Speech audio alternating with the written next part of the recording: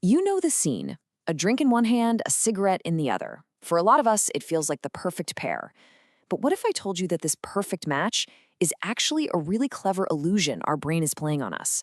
Well, in this explainer, we're going to dig in and uncover the neurological trap that makes smoking and drinking feel so, well, inseparable. I mean, we've all seen it, right? It's just a thing. This quote really says it all. It's such a common sight at parties, bars, you name it, that we just don't even question it anymore. The whole association feels completely natural, almost instinctual. So that's the big question, isn't it? Why? What is it about that first sip of a drink that just kicks off this almost automatic, undeniable craving for a cigarette? Is it really just a habit we picked up? Or is there something deeper, something more complex going on inside our brains? And that feeling, it's undeniable. It seriously feels like they complete each other. But today, we're going to challenge that feeling. We're going to figure out if this is the real deal, a genuine enhancement, or a very, very clever neurological trick our brain is playing on itself.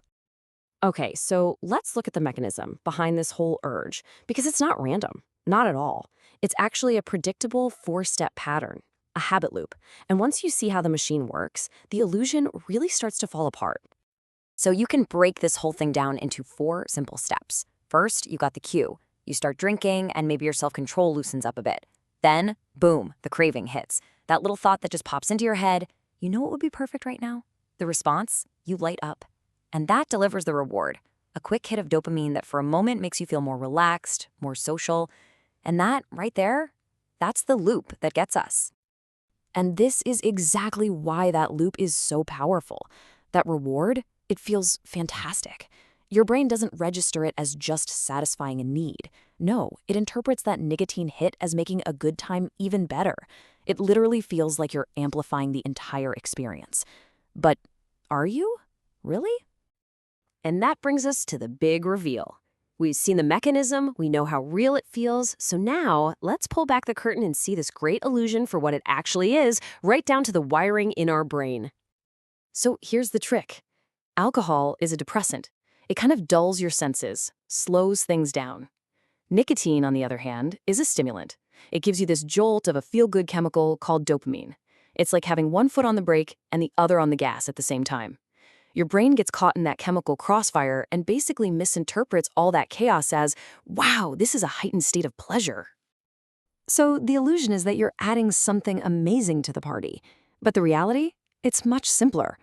Alcohol creates this subtle, low-level discomfort, a tiny dip in your state of being, and the nicotine just rushes in to fill that gap and bring you back to baseline.